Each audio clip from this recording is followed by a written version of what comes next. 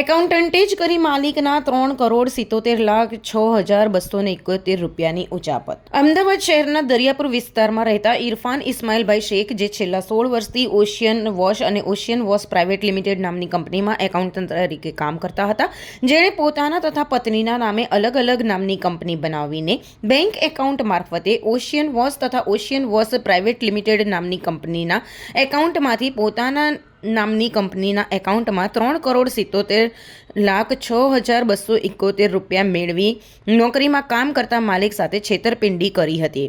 છેતરપિંડીના ગુના આર્થિક ગુના નિવારણ શાખા દ્વારા છેતરપિંડીના કેસમાં તપાસ હાથ ધરવામાં આવી છે. આર્થિક ગુના નિવારણ શાખા ક્રાઇમ બ્રાન્ચ અમદાવાદ શહેર ખાતે છેતરપિંડી ચીટિંગનો ગુનો દાખલ થયેલો છે. જે ગુનાની હકીકત એવી છે કે આ કામે ફારૂક અહેમદભાઈ રસુલ મિયા શેખ નાવ ઓશિયન વોશ પ્રાઇવેટ લિમિટેડ કરીને એક રેડીમેડ વોશ કરવાની ફેક્ટરી ધરાવતા હતા.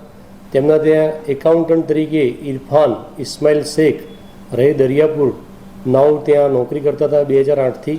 અને આ કામના આ ઇરફાનભાઈ જે છે આરોપી એકાઉન્ટન્ટ, એણે 2011થી આજ દિન સુધી જુદી રીતે 3,77,00,000 રૂપિયાનું ચીટિંગ કરેલું હતું.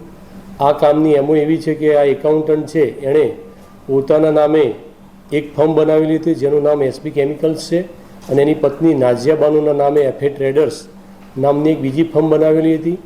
અને આ કામના ફરિયાદી જે છે માલિક, એમને વિશ્વાસમાં લઈ તેમને જે વ્યવહાર થતા હતા, નાણાકીય વ્યવહાર, ચેક, એ ખોટી રીતે આ ફર્મમાં જમા કરાવતા હતા.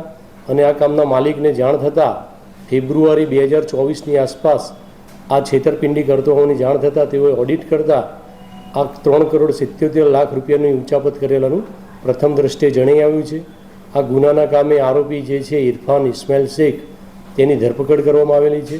અને આ ધરપકડ કર્યા બાદ આ કામના આરોપીએ આ રકમથી શું વસાવ્યું છે, તે પૈસાનો ક્યાં ઉપયોગ કર્યો છે, તેની પૂછપરછ કરવામાં આવી રહેલી છે. અને આ કામના આરોપીના રિમાન્ડ પણ માગવામાં આવી રહેલા છે.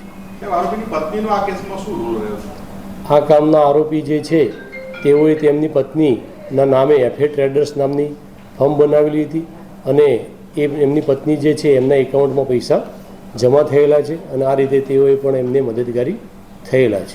પૈસા જમા કરવામાં આવ્યા છે, કયા એંગલથી ને કયા કારણોથી પૈસા, કયા રીઝનથી પૈસા જમા થયા? આ જે ફરિયાદી છે એમની ઓશિયન વોશ પ્રાઇવેટ લિમિટેડ હતી, એમાં જે પૈસા રેડીમેડ કપડાં વોશ કરતા હતા, એના જે બિલ આવતા હતા, એ બિલ આ એકાઉન્ટન્ટના ધ્યાન ઉપર જ રહેતા હતા. અને એકાઉન્ટન્ટ જે હતો તે વધારે સાતીર અને વધારે અનુભવી થતો ગયો. અને આ કામના ફરિયાદી છે એમને જે ટ્રાન્ઝેક્શનનું એકાઉન્ટનું નોલેજ થોડું ઓછું હતું, એટલે આ કામનો આરોપી છે માલિકનો વધારે પડતો વિશ્વાસ સંપાદન કરી અને તેમની જાણ બહાર ઘણા બધા વ્યવહારો થતા હતા. તેમાંથી આ 3,77,00,000 રૂપિયાનું છેલ્લા 10-12 વર્ષમાં ચીટિંગ કરેલું પ્રાથમિક દ્રષ્ટિએ જણાઈ આવે છે. એ પોતે એકાઉન્ટનો વિષય ભણેલા છે અને કોલેજમાં ગ્રેજ્યુએટ થયેલા છે. આરોપીની પત્નીની તપાસ કરતાં મળી આવેલા નથી, તેઓની તપાસ કરવામાં આવી રહેલી છે.